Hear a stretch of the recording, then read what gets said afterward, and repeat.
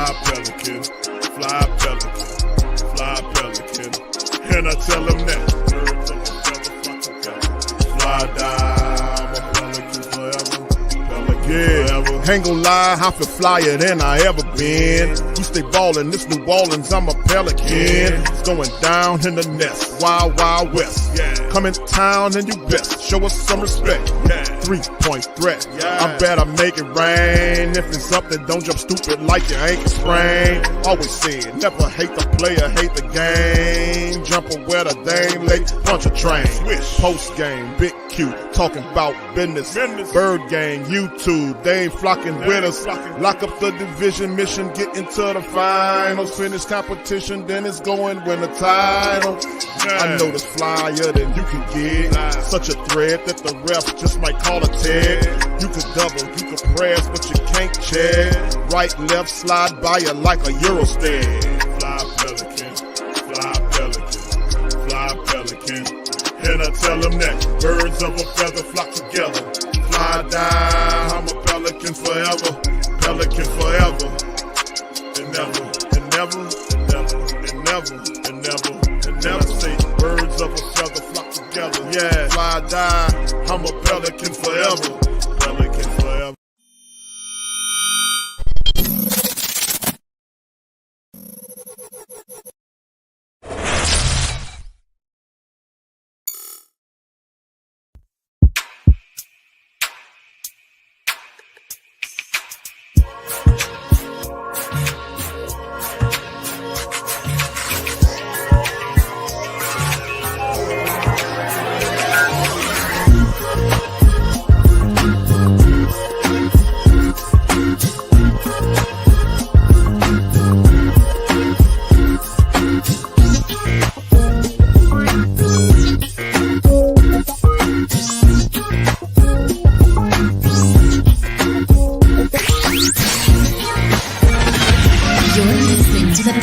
Postgame report on the PRO Media Network for all things Pelicans.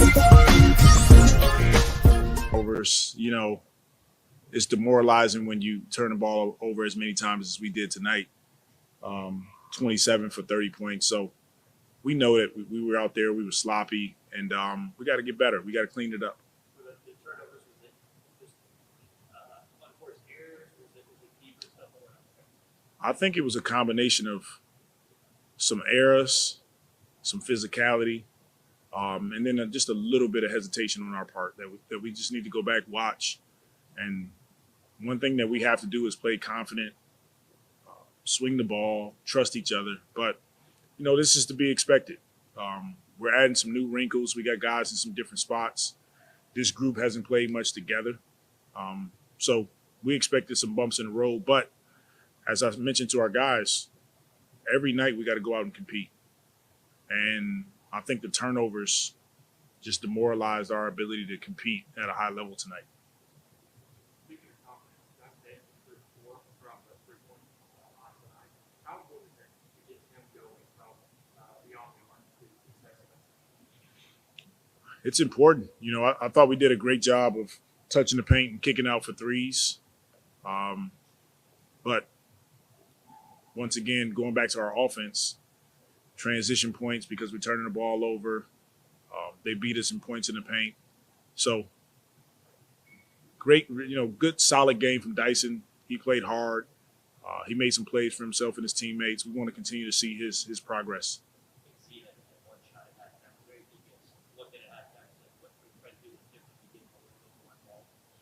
Yeah, we need to talk about it. You know, we got to get the ball in his hands.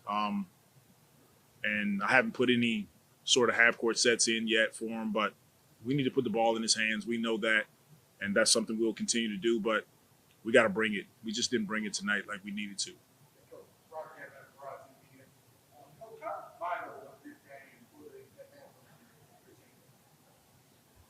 I don't know how vital it was, but, you know, every time we get an opportunity to step on an NBA floor, there's a standard that we want to set. And tonight we didn't meet that challenge. Pace was slower tonight in the first preseason game. When a team is being more physical,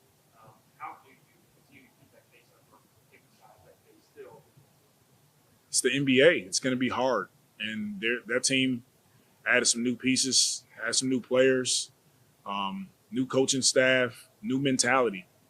The West is going to be hard, and we have to get accustomed to it being hard and still playing through it, still executing, still cutting, still moving, still trusting each other.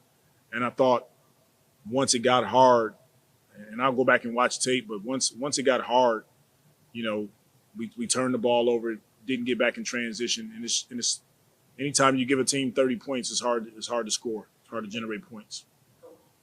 From the coaching eye, we're just fans. What are some of the things that actually went good that we wouldn't know? I thought to start the game initially, we had intentions on playing the right way. Bi, CJ.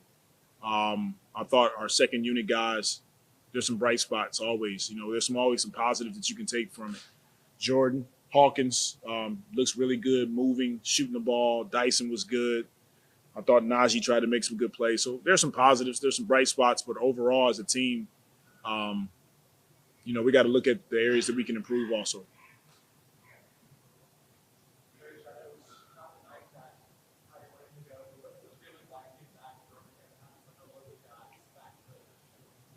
It's been great.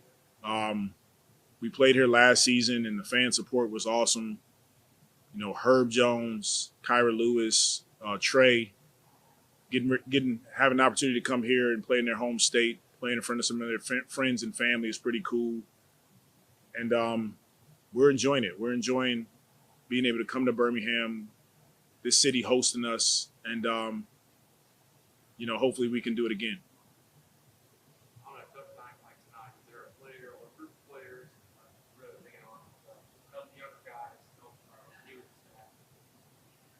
We got to lean on each other. I mean, simple. Trust each other. It's a long season. So, I hate losing no matter what it is. I've told our guys that. I don't care if it's a preseason game, but big picture is we have a long season ahead of us. We got a lot of work in front of us, and we'll watch film tonight and tomorrow get back to work. All right. For all things Pelicans, you're now tuned into the Pelican Postgame Report. We in this thing. Shout out to the fan. Appreciate each and every last one of y'all. Please feel free to hit the like button, hit the subscribe button, and by all means, feel free to share the show on your social media feed. We're in this thing. I'm Big Q. I got my co-host and my dog DC in the place to be recapping the Pelicans game, man. 120-87. It's another loss by the Pelicans in preseason. We got a couple of more preseason matchups to go.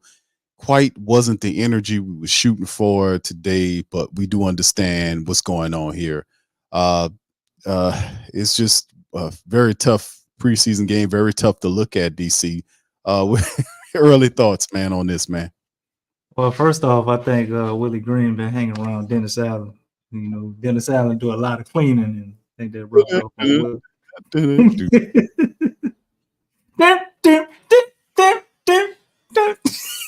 But anyway, man, this was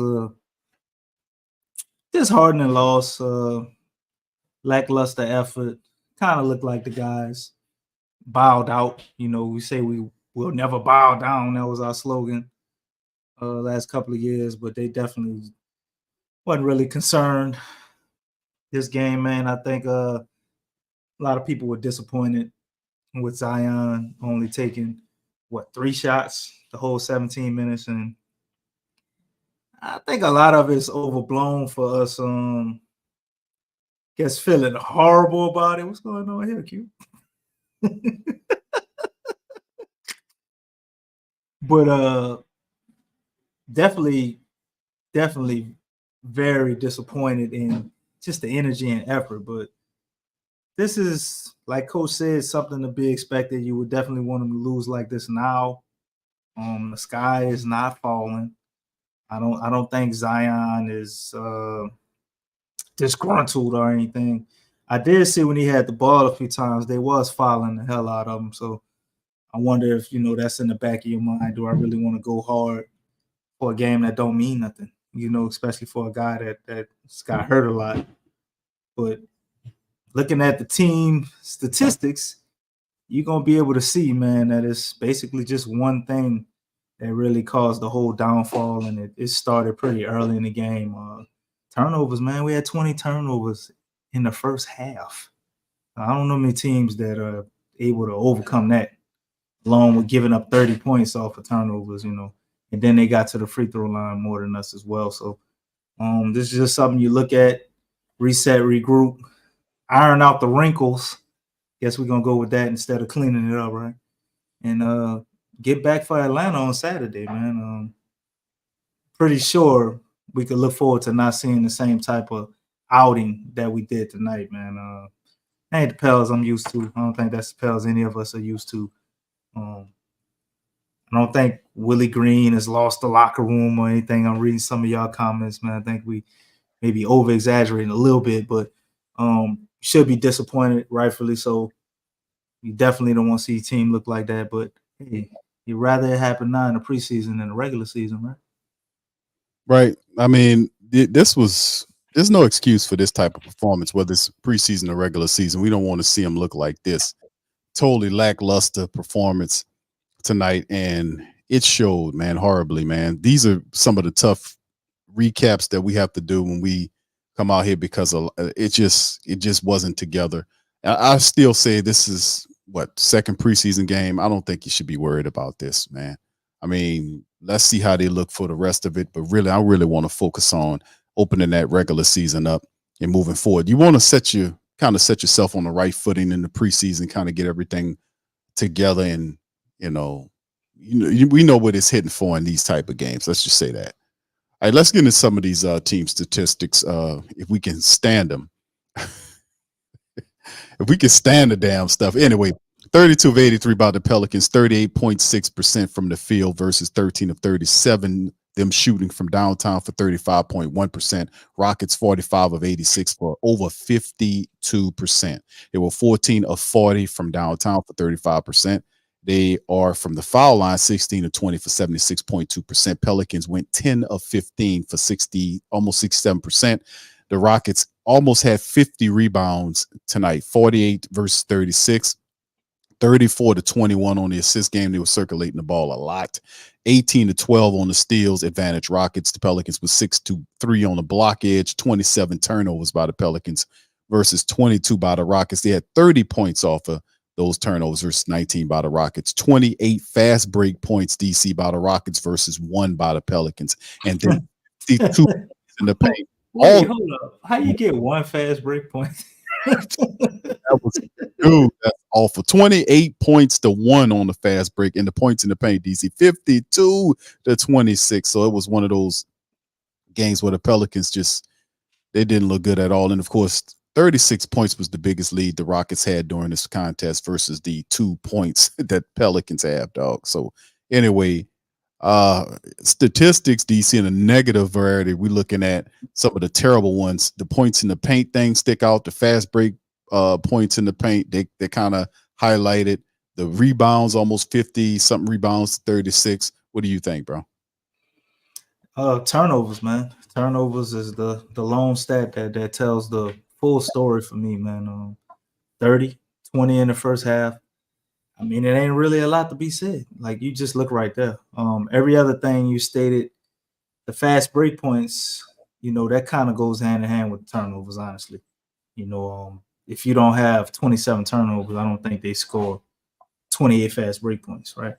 But it is real crazy, though, just on the opposite side of things, looking at Houston turn the ball over 22 times, and you can only turn that into one fast break point.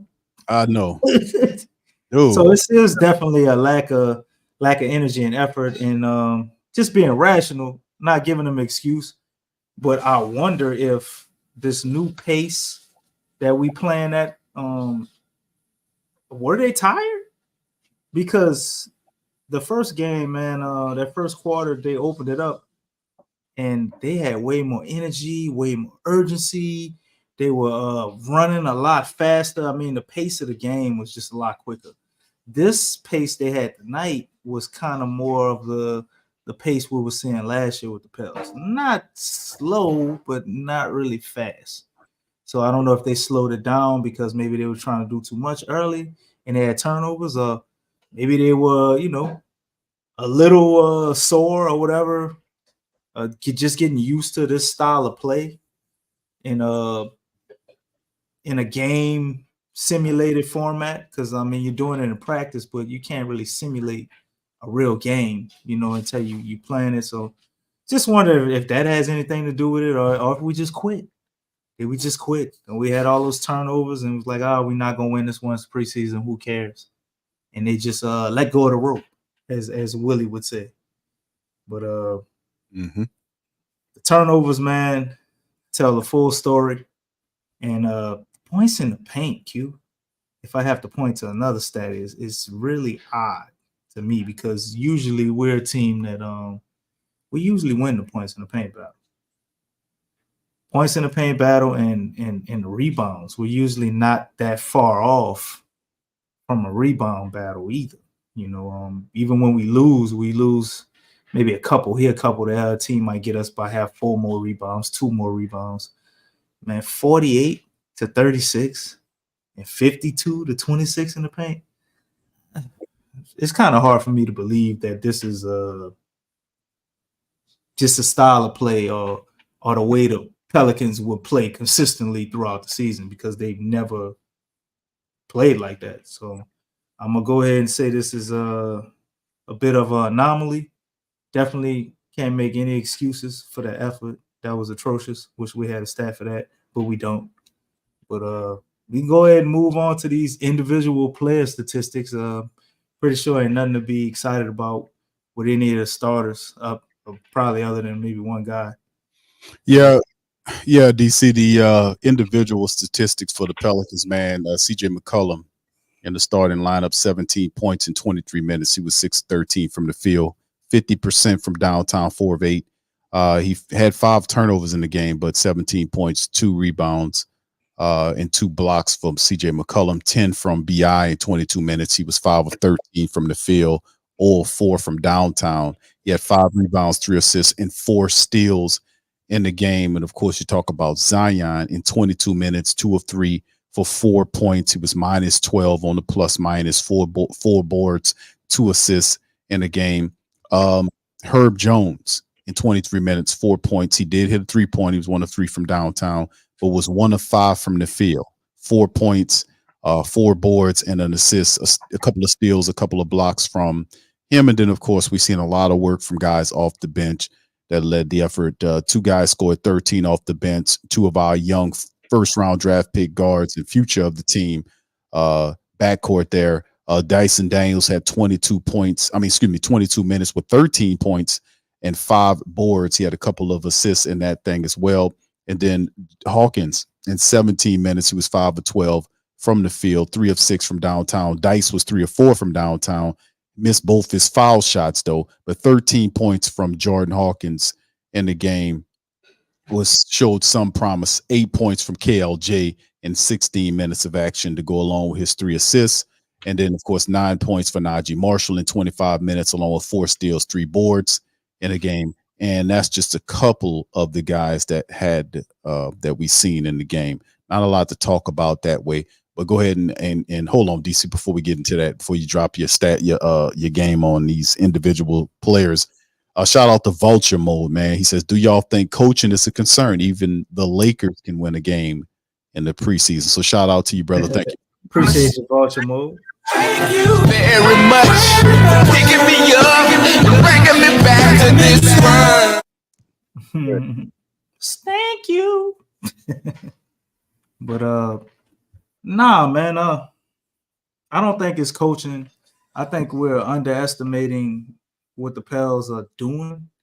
Offensively, they're reconstructing and changing everything that we've known them to do offensively. It's a totally different system. And with all the running that they want to do, and then they want to go small more, and Zion at the 5. So you're going to see deficiencies and issues on defense. I think it's normal for them to have some of these issues. Obviously, it's not normal for them to play as terrible as they played tonight, but Willie Green said it, and they're going to have bumps in the road. And I mean, you got to expect that, implementing something new on top of the fact that How much has JV, Zion, Bi, CJ, and Herb played together? They played what 10 or 12 games together all last year, Yeah, I think it was 10. right? And before that, never. So this is a transition, man. This is something they're gonna have to work through. And I'd rather them have a lackluster effort like this preseason, regular season game. Hopefully, with these 2 more games, they can kind of figure things out and stop making so many glaring mistakes. As you can see, looking at the box score, CJ was a guy that played pretty well tonight, but had 5 turnovers. You know what I'm saying? Like Bi, you would look at him and it's kind of lackluster for Bi tonight to me, but he had 4 turnovers. But he did get four steals, so he made up for each turnover that he had. Zion, looking at that, man, he only took 3 shots. So you mean to tell me Bi, Herb, Jonas, CJ, Najee Marshall, Kyra Lewis, Hawk, and Dyson Daniels all took more shots than Zion? You put it in perspective like that, man. I mean, what we expect the score to be? Your best player only take 3 shots, right? Encouraging though, what I did see, I like the play from Hawk and Dice, man. Dice was very decisive tonight, a lot more aggressive. You know what he's going to give you defensively and rebounding. He gave you 5 of those. Hit 3 3-pointers, man. His shot definitely looks like it's working for him. He changed his form. He took it serious. And I don't know, Dice might be fighting for some minutes, man. He got a lot of minutes on the bench. The only person coach trusted more was Najee. So Dice played 22 minutes. And Hawk finally found his groove, even though it was in garbage time. Still good to see him get some shots falling, man. He had 13 points. And he had a lot of misses. He wound up 5 or 12 on the night, which is it's okay percentage. 50% from 3-point line, but he's been struggling to find his shot in games and just figure things out. And I thought tonight, even though it was garbage time when he got it going a little bit, you saw him get hot there. I think that's still something you can use to build his confidence. And very encouraged by Dyson Daniels, man. Excited to see how they're going to implement him in the regular season, in what lineups, and see him getting some minutes, man. Because Dice is he's like a Swiss Army knife, Yeah, it's a lot of stuff, and I see a lot of the faithful, man. They're upset about this performance, and I don't blame you, man. To be honest with you, we should be upset, man. This isn't acceptable. Yeah, this is not how this is not how we play ball, and whether it's preseason or regular season, there's no reason for this type of style of play. It's just no anything. I mean, this is like one of the burn the tape games that you would get. And you don't want to see this stuff at the start of a season or whatever the case may be. Whether this definitely has to get fixed, and we need a better outing for the next matchup. Now, they showed up in Birmingham and they had all of the fanfare. The people showed out, DC, and then this is what you give them. So I would, if I'm in Beham, man, and I go to see the Pelicans. But and Zion is there, and Bi and all of them there, and this is what I see, even in limited action. That this is totally unacceptable. And they had the people in there cheering for Brogdon. What's the dude? Brodon, the big tall dude who do the commercials. Yeah, the dude that stuck his hand in the commercial. They were cheering when he came in the game. I said, man, look at this shit. It's supposed to be a home game, man. They cheering for the other team. Right. Yeah, exactly, man. That's what I'm saying. Wasn't getting nothing to cheer about, so you can't be mad at him. Like, you came to a game, you want a good experience, right? You gotta find something to be happy about. Eating them high nachos, French fries, and hot dogs. You think they high out there, DC, and be? I don't know, man, but I mean, it's a Pelicans event, so I would imagine the pricing for the food would be similar to the Smoothie King. It ain't cheap, Hey, you ain't at the Dome, bro. You can cut that out, man. Get your a box of $20 nachos, brother. That'll make you feel better, brother. Go there and get you a $20 nacho and about a $8 Coke, bro. Q, is it organic? Yes, it is. That's why it's $25, though. That's why it is. That's right. It's organic. All right, shout out to you, Alexa. Good to see you in the What's chat. up, Lexa? Hey, what's happening, man? Appreciate y'all as well. Big ups to the fam, man. Appreciate y'all all being in the building for this one, man. Ain't nothing really to talk about on this one, DC. This was a terrible affair. I'm not very happy with the Pelicans about this, and they got to make it right. So let's transition, bro, to the next matchup. We got the Atlanta Burn the tape. Yeah, exactly. Let's burn or tape the game.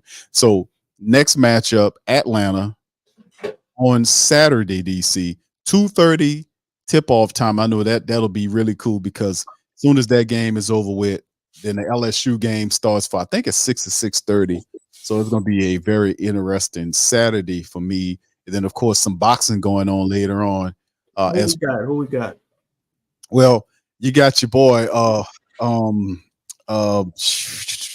They took one of Charlo's belts to give it to him. I forgot the man's name, man. But he took one of Charlo's belts to give to the guy, and the fight is supposed. It's going to be a good fight, to be honest with you, because the guy that he's fighting, Mendoza, is a dude that can that hits hard. He knocked out Sebastian Fedora, the tower. Tim Tszyu fights Brian Mendoza.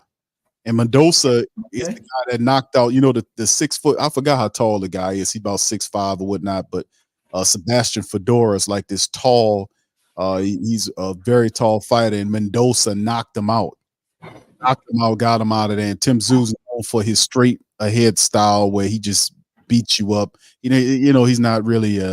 I'm sorry to start talking boxing with you guys, but yeah, it's gonna be a good fight, man. That's all I want to see. Tim Tszyu against Mendoza is gonna be a good fight, and it's for a belt, so I'm gonna be looking at that too. So I'm a boxer. Tune into the Ring Kings, man. Ring Kings boxing. That's right. I'm sure you got a video up telling them all about it already. Not yet, bro. I got to work on it, bro. I got so much stuff to do, man. So we're gonna work on that. But yeah, DC, Atlanta, man. This is we're gonna be taking on the Hawks. The Hawks are 2-0 currently. The Pelicans are not. They're the opposite. They're on the other side of the spectrum. So it's 2:30. It seems like it's about time for us to win the game. It's about time for the ass to lose, right? I would be happy because we have 2 games left. This one, and then I think we got Orlando to close out the preseason. So we got 2 more preseason games. Let's at least finish on a winning note. Finish at least 2-2, closing out and getting those 2 wins going into the regular season. Some momentum there going into the regular season, building up some excitement when the games really start counting for something. So let's kind of look into this, peer into this as much as we can for the Atlanta preview. Well, looking at Atlanta, man, they definitely pulled off a nice trade last year with Deontay Murray. Am I saying his name right, man? But pairing him with Trae Young, I thought that was a great idea. And seeing them actually play the Cleveland Cavaliers and come out victorious is another team that's pretty good, man. And they also got Sadiq Bey over there as well. So they got a very formidable squad, man, that they didn't put together. You got Ice Trae. We all know about him. Clint Capella is the cleanup man right here. And Murray's gonna be that guy that does all the dirty work for Trae, sticks to people on the perimeter, and allow him to not get worn down on defense. So this is a team they can definitely get it going offensively because of the little engine, or you could say the next generation version of Steph Curry and Trae Young, because that's kind of who he modeled his game after. He shoots them long ass shots, man, and finds a way to be efficient while doing it. This is definitely a game where we got to come and show up, or we're going to be looking like we did with the Rockets. But Atlanta is not as defensively gifted as the Rockets are, man. We do have to give them a little credit. I know we say we're going to burn the tape, but I didn't get a chance to mention that. The Rockets are very athletic. They got some long guys. They're deep, and they look like they're going to be good defensively. So, I don't think we're going to have the same problem with Atlanta. you may be able to see us shine a little bit more on the offensive end, get a chance to work on things and get them figured out. This isn't a home game, although you can say tonight kind of wasn't a home game for the Pels. It wasn't a Smoothie King Arena, but they definitely got to go on the road and get this one. And I think after the way they played against the Rockets, man, Atlanta is 2-0 already, right? What are they really playing for? Maybe they take it down a notch, or maybe they play at the level they've been playing at, and the Pelicans are just hungrier, man. But they gotta want to get that nasty taste out of their mouth after playing this way. Go watch and see all the players once they put them up to the podium, because we won't be able to get all the interviews up to y'all, and just see how they feel about that, man. But I think we're gonna go ahead and be victorious in this one. Very short flight from Alabama to Atlanta. I mean, you blink your eyes twice, they probably be there already. So I think Pels gonna get rest, recharge, be able to go ahead and get Atlanta, man. Other than Trey, that's their offensive juggernaut. You know, the team is just more of guys that kind of fit around him, in my opinion. And they got a decent little bench, but nobody here kind of blows you away. But they are a very, very complete unit, and they got some nice pieces all over this roster. But they're definitely not more talented than us. They're probably in the system that they're in longer than us. But I think talent prevails, and we're going to be a little hungry, and we go and get this victory. Yeah, I have to agree, DC. I think the Pelicans, after this shellacking and this lackluster effort, and the way Willie talked about them to start the broadcast off, I have to just say that anything less than a victory against this Atlanta team coming up on Saturday at 2:30 off time would be unsatisfying. We can't have another loss after losing like this. You have to respond with a win. Everybody have to have all hands. Everybody got to be tuned in. Everybody got to be on code, and everybody got to execute after a ridiculous garbage time showing like this tonight. They definitely have to get a win and perform, take it to that next level, perform very solidly, and at least close out the preseason with 2 victories, knock off Atlanta, take care of Orlando next week, and then go into the regular season getting ready for that matchup against Memphis. I think Memphis is right now they're undefeated in the preseason, if I'm not mistaken. But anytime we can get a win, it's a confidence building thing. And for a club like us, that our stars, our main group of people haven't played together for no more than 10 games or so, we need all of the camaraderie and the chemistry that we can get going into the season building forward, man, because this is the year of no excuses. We talking Saints, Pelicans, LSU, whatever, no excuses. We don't want to hear it. Where for years and years, y'all gotta pay it forward. Y'all gotta handle the business. Bottom line, I don't want to hear nothing else. Right. Had enough of that, man. It's a make or break year, and I think depending on how things go in the first month of the season, man. Let's say this is a real thing. You know, this is a real cause for concern. This game we saw tonight, and the fact we kind of fumbled away a possible win against Orlando in the first game.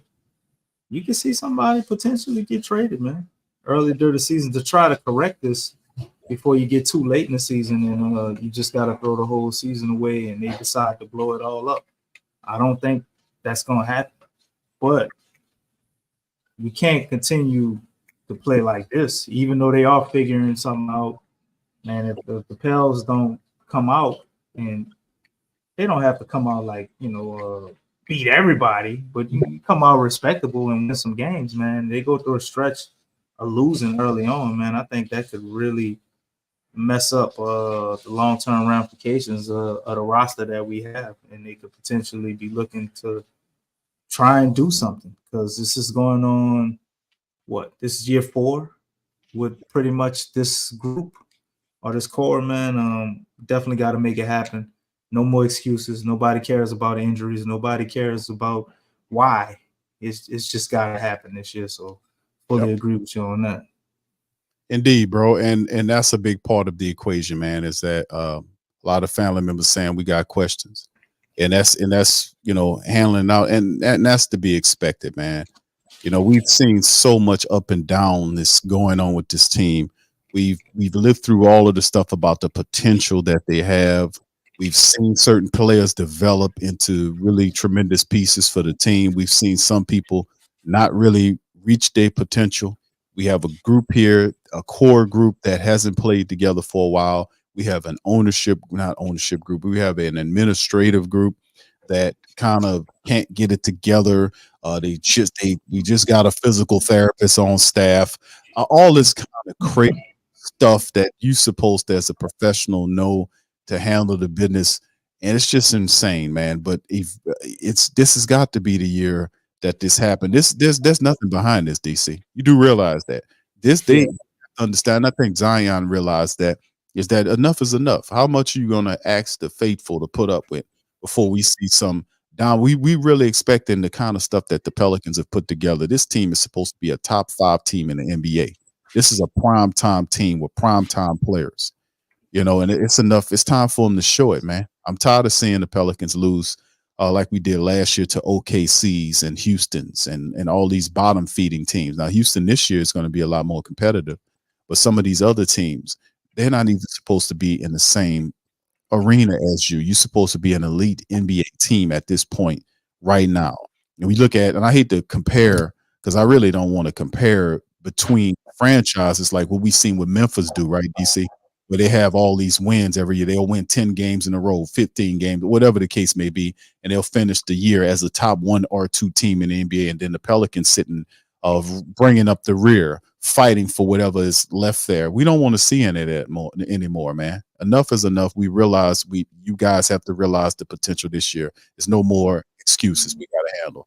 All right, Irma says, if there weren't a half-court set being run for Zion, why wasn't there more of an emphasis before the game was over? I feel like there be a disconnect between BI and Zion when passing the ball to each other. It's both a team. So, Aramis, thank you for that, bro. Let me appreciate that 1999.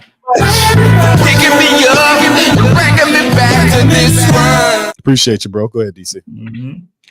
I actually don't think it's a disconnect between BI and Zion because, to be honest with you, man, watching this game, it just seems like a lot of the other guys forgot about Zion. They weren't really looking for him too much. You had JV hit him on the cut for him to get a bucket, but BI was looking to pass it to him a lot. It didn't work out that way, but BI was looking to get Zion involved. So I don't really think it was a disconnect between them two. But everybody else, hey, you might be on to something, man. It's almost like they forgot he was out there. There was a play where I saw Zion was asking for the ball, man, and Kyra just went and did his own thing. I was like, oh, that's new. But nonetheless, man, there was a lot of disconnects out there. But to me, BI and Zion, I didn't really see that. Execution was horrible between CJ, our big three, BI, Zion. That was 10 turnovers between all three of them, So a lot of disconnects going on, but them two, I don't think it was. Interesting. All right. So yeah, family, and a lot of people, like I said, man, we thank you, Aaron, once again for that, man. It's really interesting, man. Yeah, tell them, Slim. Say Slim, bro. I told you, bro. Look, we had a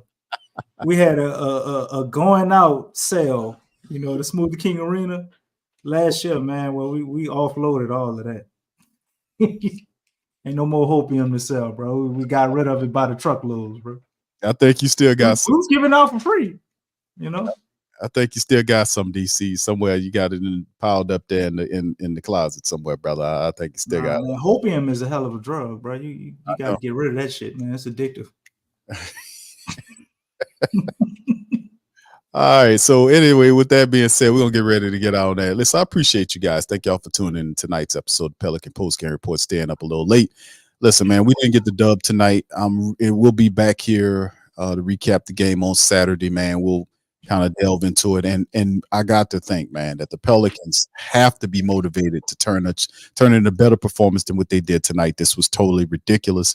The family base has every reason to be upset about this because we don't deserve this level of stupidity and ridiculousness from our team with, whether there's a preseason game or not. We deserve the best possible performance you can give us. The people in Beham showed up, and that's what they got. They should have been demanding their goddamn tickets back. So, I mean, this is with a team as good as this. I mean, I've seen some of the lesser teams in the NBA have really competitive preseason games. We're talking about OKCs and all these other teams. Even the team we've seen tonight, Houston and some of these other clubs, Orlando, they have competitive games. And the Pelicans got to turn this up, man. They got to fix this. And we'll see how they look against the Atlanta Hawks. And then they got to close out the preseason with a 2-2 mark going into the regular season opener against the Memphis Grizzlies, man. We got to handle the business. Ain't no doubt about it, man. No excuses this goddamn year. No excuses at all. All right. None at all. None at all, man. Lexa says Pels played like high garbage and my coach prime, boys. There you go. Appreciate you, Queen. Iammer says, Lex, the crazy part is we have our best player back on the court, and he's not being emphasized. He needs to get the ball. I feel like sometimes the message is reiterated, but when the game is over. All right, thank you. Yeah, it's always revisionist history. Could the Pels, small possibility, but could the Pels be holding some things for opening night? Could be, DC. Maybe they have some plays that, they've been working on. They bread and butter. And this and that, and they don't want to tip their hand. They want to come out fast. Could that be a thing? Could they be going into these preseason games looking to work on specific things that they know they're weak at? Could they be actually using this to prepare for the regular season? I don't know. I'm not saying they are. Yeah, it could be. But it would be smart, to not give your whole identity how you're going to play for real. Especially if you're got a new system and nobody has no tape on it, you can have a real good advantage to start the season to go ahead and stack some wins. So only time will tell. That would take an excellent coaching staff. You would have to be a real smart strategist to think like that. And we'll see whether this is a bit of fool's gold. Some of that, maybe they were working on something tonight specifically that they didn't do well against Orlando, or maybe they just didn't give a shit. But time will definitely tell. Well, I hope it's not the latter, man. To be honest with you, man, because that would be an absolute atrocity to be facing that type of mentality. Right, Lexa. I agree. Not like this. This is what they did last season. Yeah, this is Coach Willie, man. You got to fix this, bro, because we don't need this. The Pelican faithful, man, they're dealing with a lot of postseason trauma going on from years past of dumb decision making with this team and living on this hopium and having all these thoughts about, we're going to finally realize our potential. This is it. I mean, we've done these shows for years and we've dealt with this team for years. And it's time for us, man. I think they listened to old boy, man. When they leave that dope alone, I think they didn't leave him. They leave that hope alone, bro, because they came out and said, "You see what man? Come on, bro. Hey, bro, come on now, dog. Come on, man."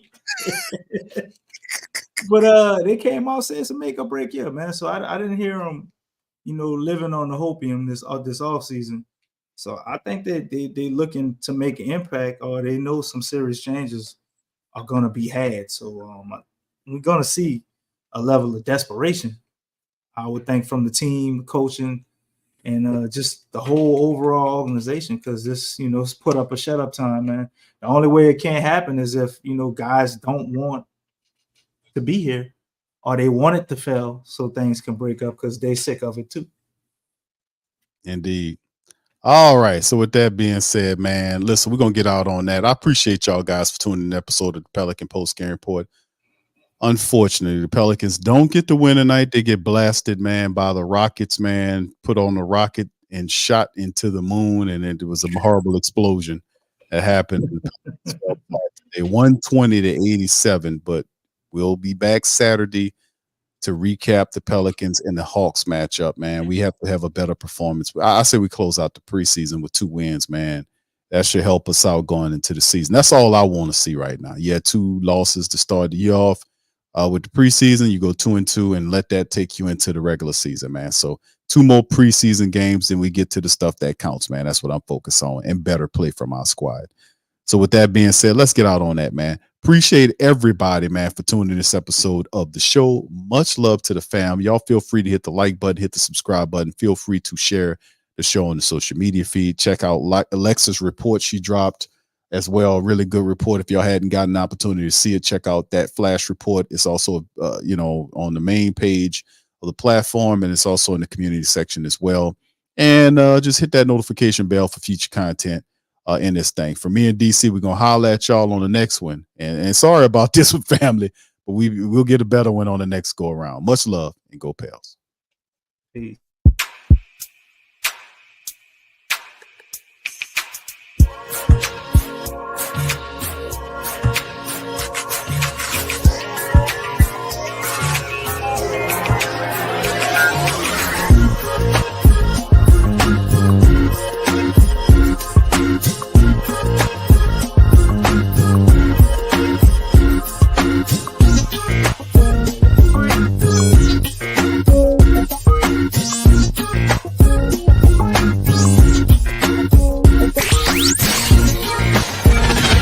You're listening to the Pelicans postgame report on the PRO Media Network for all things Pelicans.